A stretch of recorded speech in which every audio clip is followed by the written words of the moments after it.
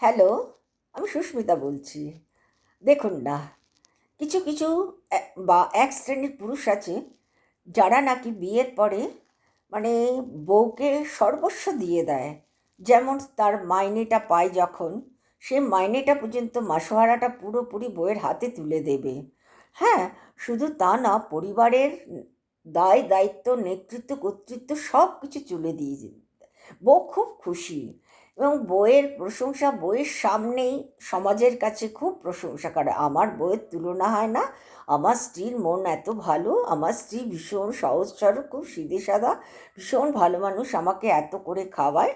একের সময় এক এক রকম কথা বলে ওকে খুশি করে দেয়। এবং কতদিন এইভাবে চলবে? একটা তো সময় আসবে, সে যতই অশিক্ষিত হোক বা যতই বোকা হোক, যখন সে অসুস্থ হয়ে বিছানায় পড়ে গেল, সমাজের কাছে বলে বেড়াচ্ছে আমার স্ত্রীর ভীষণ শরীরটা খারাপ, আমি খুব চিন্তায় রয়েছি, কি হবে ওর আমি চিন্তা করতে পারছি না। কিন্তু সে কিন্তু এক গ্লাস জল গড়িয়ে তার অসুস্থ বউকে খাওয়াচ্ছে না, সে এক কাপ চা করে কিন্তু তার অসুস্থ বউকে খাওয়াচ্ছে না।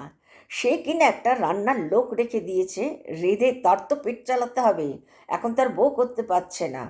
সেই জন্য সে কী করেছে, একটা রান্নার লোক রেখে দিয়েছে, ঠিকা কাজের লোক রেখে দিয়েছে। সেই যথাযথভাবে সে তার ডিউটি চালিয়ে যাচ্ছে, আড্ডা মারা, ঘুরে বেড়ানো, আর বইয়ের একটা ডিপ্লোম্যাটিক প্রশংসা করা।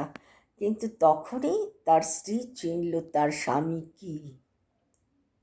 এই হলো আমাদের বাংলার আংশিক বা কিছু পুরুষের চরিত্র।